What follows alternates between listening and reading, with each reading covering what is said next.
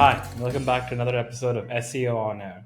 I'm your host, Aaron, and today we have Benji Hugh, Associate Performance Director at Windsorborn. We talk about the common challenges for technical SEO, how to strategically incorporate link building into your strategy, and the importance of educating your clients on SEO practices. Hope you enjoy this episode. You were actually a projectionist at a cinema, and I'm asking this question with full jealousy because I feel like that's something that I would have wanted to do. But how was that? How did you kind of get into that? Yeah, great question. I started as a projectionist at just like this sort of local independent cinema. It was like one of my first jobs. It was really fun. Like I'd gone through the stages of working that cinema, and it was at the point now where you're sort of supervisor, making sure everything's running smoothly. You're making sure all the movies are sort of queued, ready to go. I think a lot of people still think that it's very much like the manual system. It's all pretty digital now, which is a bit of a bummer. But yeah, it was really cool. And then I guess from there, like moving into the digital marketing space, like I was doing that job while I was at uni. Then I was in my second year of uni at UTS, and then found this digital marketing internship online that also happened to be paid, which was just like mind blowing to me at the time. Right. And then just applied, somehow stumbled my way through some interview rounds there, and then went from there. But did you ever feel like this is your jam and you might not look back? Or were there kinds of moments where you kind of doubt yourself and be like, digital marketing might not be for me? Cool question. Look, I think most digital marketers probably have days where they sort of question themselves, right? But I think it's about understanding like how you perform relative to the rest of the industry. And I'm of the belief that a lot of digital marketing out there isn't to the great standard that we'd like it to be. So I try and position what I do to myself as being of a certain standard, and that sort of I hope feeds into the work that I do, and the way that I try and run the performance team at Windsorborn. And can you tell us a bit more about Windsorborn? How did you kind of get into it? I think this was the internship part of it. Yeah, so the internship was at Web Profits. So Web Profits was my first digital marketing gig. So I was just a search and content marketing intern there. And then from there, I sort of slowly moved up the ranks. So then became sort of associate and then consultant. So that was then sort of like SEO and content marketing consultant. From there, I then sort of made a switch a little bit and learned from a couple of people who are great friends of mine about sort of paid social media campaigns, and then became senior consultant in paid social. I then left Web Profits after like 3 years, and I moved to Foxtel, which is like our sort of cable company here in Australia. And I worked there in-house as marketing executive. And then I moved to Windsorborn after a year. And Windsorborn is obviously an agency. So moving back agency side, which is great, right? Like I felt like I was ready to learn more, try and take on more responsibility, and start growing a team, which I'm very happy to be doing these days, and really sort of build the performance offering for Windsorborn. So really enjoying it. I've been here like a year now. The team is going through changes, but they're all really good changes. And I think that the quality of work that we're doing is really, really strong. Yeah. One thing that I wanted to know is that in your time at, let's say, just digital marketing in general, did you ever think that there were some basics that kind of stood throughout time? Like there must have been multiple changes that happening throughout the years, but there were some, let's say, practices that, let's say, were considered foundation and didn't really change as much. Yeah, I think like the platforms are always changing, right? Like every Right. week, right? Like we're all part of these newsletters. We all, go to sites that we refer to, and there's always news about all the platforms changing. I think the best thing in my experience that I struggled with initially, to be honest, was communication with the client, right? Like I remember the first time I was having a call with a client, I was like still the intern, didn't really know what I was talking about. It was like not the biggest SEO client ever. But I was really nervous, and I didn't know sort of what to say, how to act, how to position things. And for me, the learning that I've gone through is that communication is still and always will be, I think, particularly in SEO, like the most important factor of the work that we do. I think, yes, it's about the results, but it's also about positioning to the client, hey, this is the role of SEO, right? Like it's not necessarily going to change your business overnight. It's a longer term play. Setting out some of those basics from the outset, I think is really important. And I'd be surprised if it wasn't more important moving forward as well, that sort of stays as the best way to start any sort of SEO engagement or relationship. This might go a bit back on what we were talking about. When you kind of started off as an internship, and you've moved now through the ranks.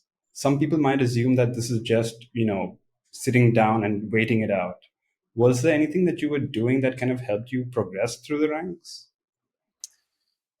Learning, to be honest. Like I was constantly trying to learn. I as people watching and listening to this might know, I can talk a lot, and so I'm always asking questions, right? So I would always be pushing myself to learn. Yes, like if I'm in the office, but also doing a bit of extra reading and a bit of extra research outside of that. I'd say it's that combined with like trying to learn from the people that are more senior than me, that have more experience. It's the fastest way to learn, apart from actually being on the tools. So when you can't be on the tools all the time, it's about speaking to the people who have more experience than you, being on the tools, who have more experience in like communicating with clients, and asking them questions, right? Like, hey, why did you do this? Or like, would it be smart if we tried this? Why did the client react in this way? What's the client trying to achieve here? Asking those questions, I think, particularly at a junior level, has sort of two benefits, right? Like I think if you're the junior, you're going to learn from the answers that you get back. But at the same time, like you're showing a bit of initiative and you're showing a bit of ambition. And, people like working with people who ask questions and ask good questions and want to learn and have some energy. And so I think that's a really great way to build relationships in any workplace. But I think in the digital marketing space specifically, like, here in Sydney, the digital marketing community is not, I wouldn't say it's huge, and people, everybody kind of knows everybody. And so if you can build those relationships, then you're going to be in good stead, I think, for like longer term building yourself up and being able to position yourself as, a professional and a bit of an expert and somebody who knows what they're talking about, and that can be validated by other people. What I wanted to know is that someone told me SEO is the way to go, obviously, but it is an investment to kind of put in. I might not see the results immediately, like we kind of already discussed. But I've come to you and I've been like, hey, dude, I need some help with SEO. How do I kind of start off? And where do I start off? I have a website, just so you know. Yeah, cool. Yeah, I mean, I think the first place to start off is looking at the content already and understanding how that content's performing already, right? You need to know a baseline. So to do that, you need to have tools in place. So whether you've got your Google Analytics, your Search Console, whether you want to use any other tools like SEMrush or Ahrefs, having an understanding of what that data can tell us to begin with. Like a big part of what we do at Windsorborn in our performance team is data-led performance. So it's all about making informed decisions rather than just saying, hey, we think we know what's going to happen. Actually putting together a hypothesis and then testing that hypothesis, right? So our hypothesis in this case might be, hey, we know that your small personal loans page, for example, is the best performing. Well, great. Let's actually validate that before we go ahead and do anything else. Let's make sure that the data is actually telling us that, right? So where I'd start is looking at that data. From there, it's naturally going to be a conversation as well with like the tech team or people who are responsible for working on the site, right? Like what's the stack that we're working with here? This is something that I've slowly been wrapping my head around at a very elementary level. Thank you to our tech team in house. But I think it's an important question to be asking, right? Like the people who might be talking to you about, hey, I'm the owner of this bank, might not understand the way that their website has to work in terms of SEO execution, right? So, Right. Who's going to need access? What sort of CMS are we looking at? What tools can we implement here that will naturally give us that data that we're looking for straight away? So yeah, those are probably the starting points. From there, it's then, okay, great. How do we optimize the content where it needs to be optimized? How do we, fix technical errors? Are there any redirects 404? Start going into some of the weeds where, lots of agencies have their own sort of approach to that. But I think it's important to start with the data. All right. So, but before we kind of get into the data and let's say, some of the questions that you've asked as well, as a client, between a client and a consultant, are there some questions that you should be asking me to kind of get the idea out of, to kind of build a picture for you to kind of get the best solution, I guess?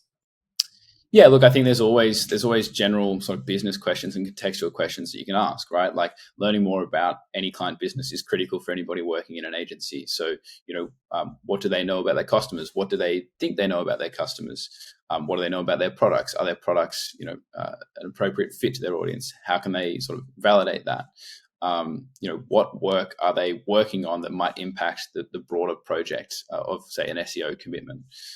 These are all questions which, like, I think are good for people agency side to be asking, but also like comforting questions for people who are looking to engage an agency to be hearing, right? So they want to know that the people who are asking them questions and that they're sort of looking to be working with are people who are switched on and who are smart enough to ask considered questions that help provide them with some context before they just dive in and start asking about SEO elements. Right. Because I feel like if I did come to you as a client and I said, hey, I just want SEO results within 3 to 6 months, you probably would want to know more about my business and be like, hey, what exactly do you do? What exactly is your goal? I think that from a client point of view, I might not even know that it's necessary to know these things. What I might know is that, hey, listen, here's my budget, here's my goal, make it happen. But I feel like this conversation needs to be had more often so that at least more people know that clients might not be the best at knowing what's best for their business, unfortunately. Yeah, right. Like I think you're totally right. I think there's probably like 3 buckets to it. I reckon the first bucket is questions that are like contextualizing their business. The second bucket is questions that help sort of ascertain the client's understanding of SEO. And then sort of third bucket, I'd say, is like questions about the actual SEO work that they want to do, or like about the results that they want to achieve. That would then sort of open up discussion on like how you get there. Right. So what if we've gotten those buckets kind of sorted out and we've had this conversation and now I've kind of asked you, hey, do I build an in-house team to kind of take care of my SEO and digital marketing? Or do I kind of like reach out to you and say, hey, listen, can you help me out instead? Yeah, great question, right? Like I think often a battle that people working in-house have is like, hey, should I just rely on the agencies? And do I need an agency for SEO and an agency for social and an agency for PR and all that sort of stuff? Or can I just go with like an internal team? And it's a really valid question. I think a lot of what I've experienced is that it comes down to budgets, right? So where does the agency price themselves in relation to having an in-house team? Is there actually value in what the agency is putting forward as their proposed engagement from an SEO perspective? That's probably where that conversation would start. It's just a matter of understanding, why the client would be looking at going in-house. What are some other benefits of that as an agency team member I might not be aware of? And how do I speak to some of their concerns about relying on an agency? Like I think a lot of people in-house, might not be able to establish the best trust with agencies, especially if they're agencies they haven't worked with before. And so it's a matter of understanding, great. How can I build that trust? How can we be really transparent with them? How can we be open with them and make them feel comfortable so that, the goal that we're all trying to reach in terms of working together is that the agency just feels like an extension of the in-house team rather than this sort of separate entity. Right. So how do I kind of, let's say, assure myself that I am getting a right agency for my job? Are there some, let's say, good questions I should ask them? Yeah, look, I think most people start with like hours. If an agency is coming to you and saying, hey, it's going to take us this many hours every month, most people look straight at that and go, great, what does that actually mean? Is there a clear description of the tasks that are going to be happening every month or every quarter? I think it's probably worth validating their abilities, right? So, do they have case studies or examples of where they've done great SEO work before? Are they realistic? Like, I'll take an example from, say, like a social media campaign, right? So it's like if somebody came to us and said, hey, we want to run this e-commerce campaign, and you went in and had a look at their account and you saw some data that was pretty like unflattering, you might be like, hey, this is going to take a bit of time for us to rebuild this. The ROAS might not happen overnight. It's a similar conversation that has to happen for SEO. It's like, hey, this is where things are at now. And, everybody who works at an agency who does SEO knows that it's not an overnight thing.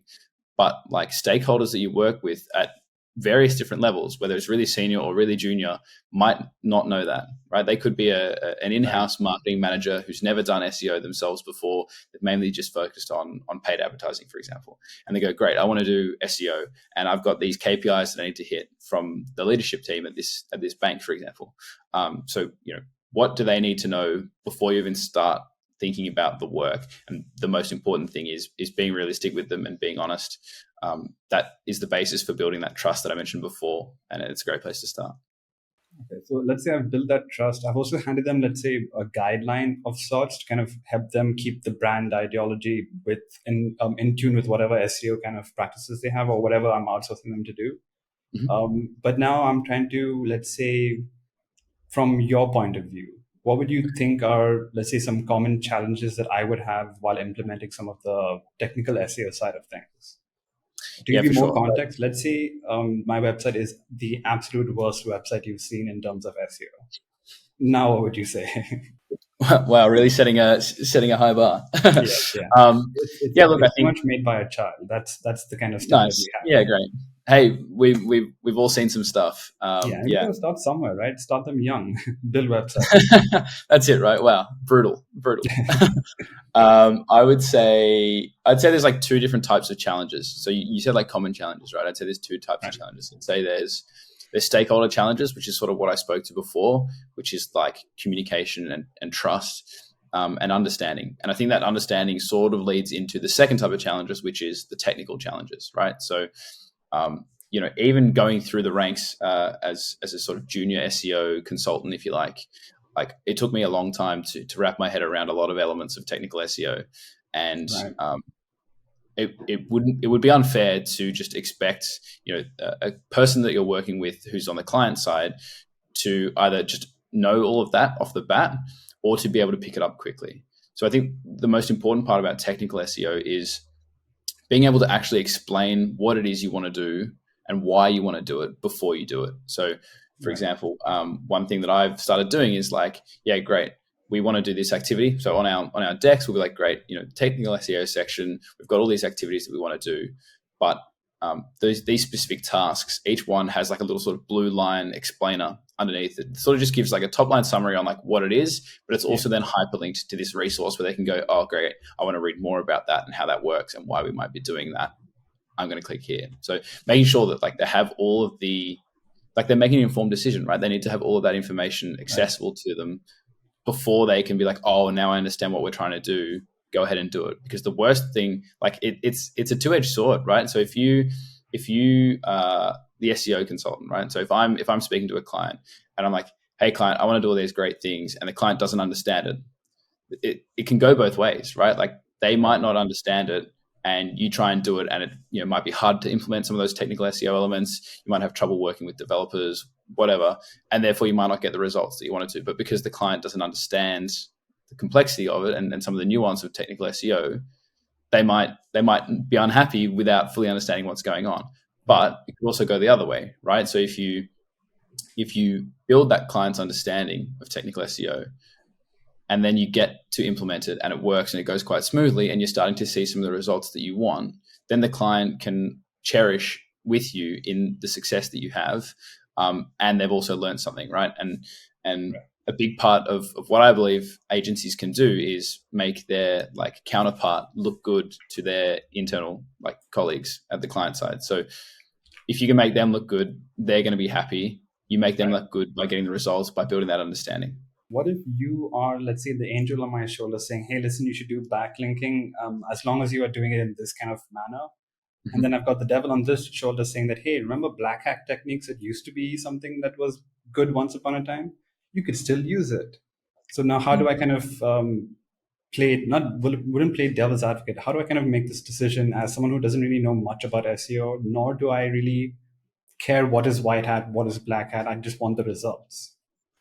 Yeah, look, I think the main message would be better safe than sorry, right? Like you don't want to go down that path of potential quick win maybe through Blackhat, even if you don't care what Blackhat is. Like you don't want to go down that potentially risky path and suffer the consequences, whether that's from Google or from any search engine for that matter, because that won't be good. Right, like whether there's some minor spam flags on your site, and a couple of pages lose their rankings, or the whole site sort of just drops off the face of Google search results. Right. Nobody wants that for the site, so that's probably the first point. It's then also just about like understanding why white hat will set your site up better for the longer term. Right, so like if you can get those relevant links, they're probably more likely to stay there longer term. Like someone who's just sort of selling links to you, they could strip that link out whenever they want. And I think if you can actually position someone at the client side as a sort of expert or thought leader in that sort of industry that they work in, that's more likely to stay there longer term, and you won't suffer any detrimental consequences of a link being stripped out within 6 months, 9 months. Right. This might be a little bit of a promotional for Stan, but let's say I am an agency with a lot of people. Like this is India, so we have like part of the population in the company itself. Yep.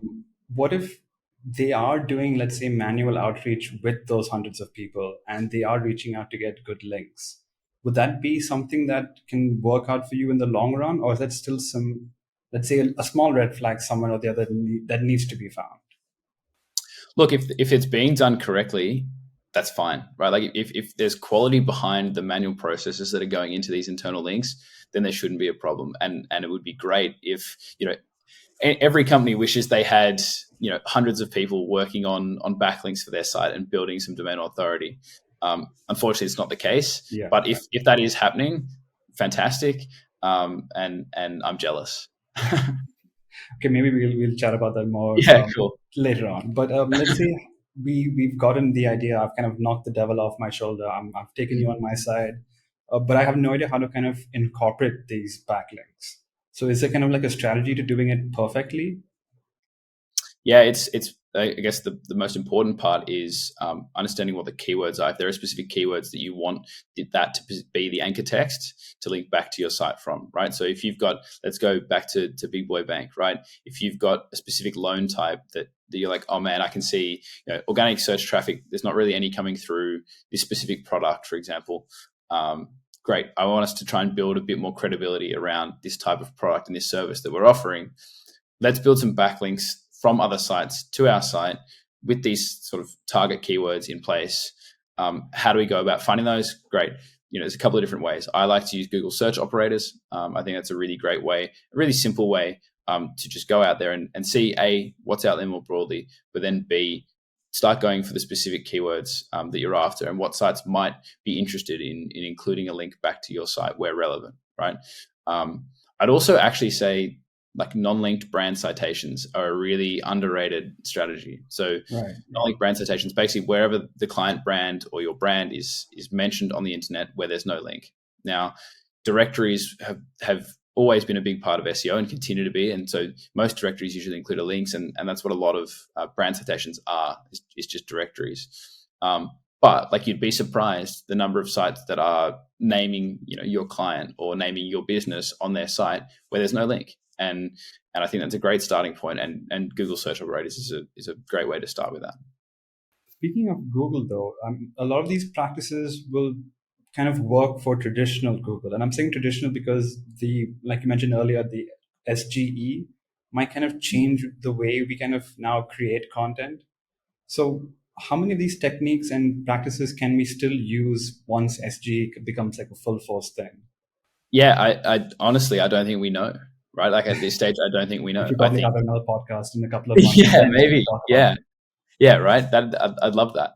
At this stage, I think it's a matter of just being honest with clients and saying, look, we don't fully understand how SGE will impact. Yes, everybody sees hundreds of LinkedIn posts every week telling them about SGE and what to expect and stuff, but in reality, it hasn't been fully let loose yet. And until it does, we won't start learning what makes a difference and what doesn't. Personally, I think that link building will remain important. I think that building that domain authority is always going to be a part of SEO strategies. It's not the most important part, but it's definitely a part. I'd also then say like schema markups and structured data. Like I think they're going to become even more important because as an example, we've all seen screenshots of some of those SGE like SERP pages and Right. and there's more featured snippets there than we recognize normally. So the next question was going to be about that, but yeah. Cool. Okay, sorry. Yeah, but basically, like if you can get ahead of your competition with some just best practice SEO elements, that should safeguard you through any SGE changes to SERP pages and rankings. You'll be in a good position to then learn beyond that once SGE is rolled out. You'll be able to try tactical things. You basically do all your housekeeping now, right? Get everything done so that you're in a place where you can start trying new things from an SEO perspective once SGE is rolled out to see what makes a difference to rankings or just to search traffic. How important will social media be in the future now? Yeah. So I think what you're talking about was perspectives, right? Right. Sorry, my bad. And Perspectives. no, yeah, no, that's all good. Yeah. And perspectives, I think, is going to be really interesting. To your question more directly, though, yeah. Look, I think it's social media is it's pretty crazy, right? Yeah. And the example I always refer to is TikTok, and I know everybody's talking about TikTok, and it's all the buzz, but more and more young people are using TikTok as their search engine. So Right. do you have content? And this is sort of something that I feel like I probably learned through experience in some social media campaign stuff, right? It's like, do you have content that is fit for purpose across a range of different platforms, right? Whether you're advertising or whether you're just creating organic content, right? So do you have, you might have an article, a content marketing piece on your website that talks about a specific topic, right? Do you have a TikTok piece of content that does a similar thing or is a little explainer about something related to that piece of content and can build you some of that credibility? Right. I think it's pretty alarming the speed at which the volume of searches on TikTok for like long tail keywords is increasing. And I wouldn't be surprised if Google is consistently making more and more changes, more than we're even used to try and keep up with the experience that people are happening. It's pretty apparent to me that a lot of digital users now, the only medium really that they want to engage with is video. And if you can't tell them something through video, somebody else is, right? Your competitor's doing it. So yeah, I think it's gonna be really important over the next obviously couple of years, but even longer, right? Like even 5-10 years. Topic we're going to get to is AI. How radical have you seen the changes in this past year? And I think this might be a bigger question. Where do you see it going in the rest of the year? Yeah, obviously the changes have been immense, right? Like I don't think anybody who had never even heard of the name ChatGPT like in the middle of last year would have been thoroughly confused if you tried to explain to them what is currently going on from an SEO perspective through AI. I myself. Yeah, me too, right? 100%, me too. I absolutely categorize myself in that. It's it's a tricky one. I think there's a couple of benefits. Like, yes, obviously, it can help. Going back to something we were talking about earlier, it can help clients learn. It can help you learn. That's obviously great. Like, there are some fundamental things that it can do which are beneficial for just about everybody. What I worry about, I guess, is everybody now thinks they can write the best content. And Right. I can't tell you how many conversations I've had recently with people saying, you know what, like I've figured out the formula to writing content marketing articles to form part of your SEO strategy. And you start reading through the content and, it becomes pretty clear pretty quickly that the language that they're using is pretty vague and it's just been generated by AI and you're not actually learning a whole lot from the article that they've produced, right? So my main concern is from the content perspective is there might be less consideration going into content that people are putting out on their sites, which again has two sides to it, right? It's like, one, that's not great for the industry of SEO as a whole, right? Like this is an industry where there are a whole lot of snake oil salesmen and people can promise you the world and just disappear and clients feel like they haven't really got anything from it. It's also okay if you are using that to assist you in creating content, right? If it's providing you with some inspiration or some guidance on maybe how you should form the content, right? So my suggestion would be, hey, why don't you ask something like ChatGPT to give you some guidelines in, according to recommendations from Google or Bing or whatever search engine you like what are fundamentals that are important for a user experience when they're searching something. So, and then ask it beyond that, how do I then build that into, this piece of content that I'm thinking of writing? What can you advise maybe from a structure perspective, but don't just be like, hey, give me an article that tells me the 10 best things about banking with Big Boy Bank, right? Like that's not going to cut it. In terms of AI content and let's say Google knowing a little bit to kind of catch it, does this come from, let's say, tools like originality.ai and other ones as well? Where there are tools that will detect whether or not your content is written by a GPT tool? Yeah, I mean, we don't know the specifics, right, on how Google do it. They'll never let us know, I don't think. but One more I day, like, let us know. yeah, right. Yeah. But I think, yeah, look, I think they would have some capability, and my suspicion is that it would be quite accurate. I guess it's just a time thing. Like, Right. I'm not sure they'd be able to necessarily get to your site immediately, right? They've probably got a whole backlist of sites that have been flagged, potentially breaching spam guidelines for producing content. You might be able to get away with it for now, but I think in the longer term it'll probably catch up. And I'm sure that Right. this tool or whatever it is that they use to detect this type of content, I'm sure that covers content that comes from like any AI written tool, right? So like if it's from ChatGPT, if it's from I don't know, any other AI Yeah. tool that claims to write the perfect content marketing articles for you, yeah, I think I think Google know what they're doing. What are, let's say, some resources, books, or podcasts that you would recommend our viewers and listeners?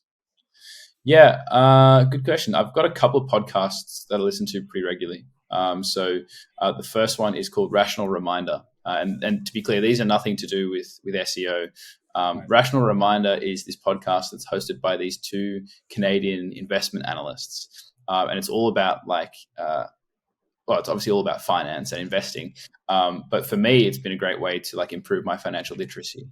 At Right. Windsorborn, we have this thing every second Friday. We call it What the Friday. And we start every What the Friday with someone in the team doing a little presentation on something they find interesting. We call it our curiosity session. And Nice. for my one, I spoke about Rational Reminder and how it improved my financial literacy. I think finance is a space where a lot of people and particularly a lot of young people, I think, aren't fully aware of sort of what things mean, the way things work, and so for me, it's been a great way to I wouldn't say upskill, but like to learn more about the space, and that sparked my own curiosity listening to this podcast. And yeah, shout out to the guys who make that podcast because it's great. It can be really technical and really really niche or niche, Right. but yeah, it's really informative. And I one night just found myself then looking at like government bonds and whether or not that was right for me, and went down some wormhole. And yeah, I loved it. So definitely recommend Rational Reminder podcast. The other one is a political podcast. It's called The Rest is Politics. It's Right. a very popular podcast, I think, particularly in the UK. It's very much focused on UK politics, but then they also do podcasts that are about other sort of parts of the world. They have like a question time podcasts where they answer people's questions, and it's two very experienced professionals in the political world. One former Tory MP, one director of communications. Like it's very engaging to listen to, and yeah, I often listen to that if I'm like driving somewhere, or if I'm out walking and I go for a walk. I just can listen to it so easily. And they've even done like a sort of offshoot podcast as well, which is leading, which is a bit different. Like it's not necessarily about politics. It's about interviewing people who are sort of leading figures in whatever space they're in, and I really enjoy that as well. So my two podcasts would be Rational Reminder and The Rest is Politics, and then also The Rest is Politics Leading. I think you kind of mentioned on the introduction call with us that you, I think, developed an AI tool with the company as well. So can you tell us a bit more about that tool? Yeah, for sure. So our wonderful tech team at Windsorborn, big shout out to those guys. Yeah, so they have built this tool. It's an automated tool, and so a lot of the websites that our tech team build. So I'll give some context. Our tech team, we get a lot of projects that come into our tech team, and it's often we'd like to either rebuild this website or start a new website from scratch. And a lot of those sort of first engagements are very tech centric, with then sort of a little bit of basic SEO on top. Our tech team, can work across a range of different stacks, and they're obviously very talented. They, I think, at the moment, like to stay very close to sort of the cutting edge and latest in terms of the stack and technology that they use. We build a lot of sites with WordPress using a headless CMS, and what that sort of then means is that the guys use a lot of advanced custom fields as part of sort of the setup for a lot of those sites. This tool that they've then gone ahead and built is fantastic for our clients who have sites that have advanced advanced custom fields. It allows us to go into the WordPress sort of instance for that site and put in some of the keywords that we sort of prioritize, whether they're our target keywords or sort of keywords around that. From there, when we put those keywords in, we can then actually sort of map those keywords to a particular page. So then what the tool will do is it will go through the site and generate and input straight away all of those internal links within the site, which is fantastic. The cool part about it is that the guys are able to set up all sorts of different rules, right? So it's not as if you're spamming the content and there's crazy number of links. Every time you see the same keyword, there's a link. There's some really sort of fine-tuning elements to it, which are very, very cool, that I've worked with Luke, our tech director, on a few times. Just understanding, great, we want internal links to sit higher on the page, and we only want maybe like 2 or 3 internal links within the content of any given page. How does this work in relation to headers? How does it work in relation to breadcrumbs where there's links already? It's a lot of fun. I've enjoyed contributing a very small part of the production of that tool. But yeah, I feel grateful to our team that we have that to use, and I think it's obviously beneficial for our clients in not only creating internal links but creating them quickly, and then we can obviously go ahead and flag that in in analytics or in SEMrush or SEMrush, flagging that in there so that we can then go back a couple of months later and go, great, this is when we implemented this. Are we seeing any potential benefit off the back of implementing that? And we can report on that and complete that sort of feedback loop for the client. Is this a tool that is, let's say, available to the public, or is it a tool that you personally use for Windsor alone? Yeah, so at the moment it's not publicly available. I think there were some internal conversations about potentially making it publicly available. I'll have to check in on those. Right. If that's something that the guys want to do, that'd be cool. But yeah, I'm just super grateful to have access to this tool. It makes internal links a lot easier to set up. And that's obviously huge for the site structure of our clients' websites. So let's say this tool was publicly available, just for hypothetical sake. And I am also, let's say, using ChatGPT. This entire conversation that we had from start till now, can I do whatever we talked about just using these 2 tools? From getting my, let's say, SEO foundation, my technical SEO side of it, building some backlinks, reaching out to those people to get the backlinks. Pretty much, can I get all of that done using just a couple of AI tools? I don't think so. I think you could probably get a really lo-fi version of what you're trying to do done. I don't think you would get. Look, Aaron, you're a pretty reasonable guy. I don't think you would get the work done to a certain standard that you'd be happy with. And in that case, that I think most clients would be happy with. I think if you were to, like, there's so many, like GPT add-ons and things out there at the moment. I think if you wanted to try and go down that path, the content that you'd get, I think initially would be pretty mediocre, let's say. The internal linking tool would do a good job of I think, addressing the keywords that you wanted to go. That is to focus on. That is like a manual process, selecting those. You could probably write a script though, I guess, to put those in. I think you'd get some level of output, but I think a lot of the impact in SEO comes from the manual handling of a lot of different elements as part of the processes. Benji, thanks for the chat. It's been great. I think I learned a lot more than I would have in the previous calls. I feel like there are some things that we could have talked about a bit more, and we can probably get that into our next episode. But thank you for kind of making it bite-sized and understandable for me to kind of, fully get. And hopefully our viewers and listeners also feel the same. Yeah, thank you so much for having me, Aaron. I really appreciated chatting with you, man. On a personal note, really appreciate the research that you've done in sort of reaching out and the questions you asked. Like, great questions, and it sort of speaks to a lot of what we've spoken about, which is helping people stay informed around SEO. I hope people enjoyed listening. Thanks for watching that episode. I hope you enjoyed. For more videos like this, make sure you like and subscribe.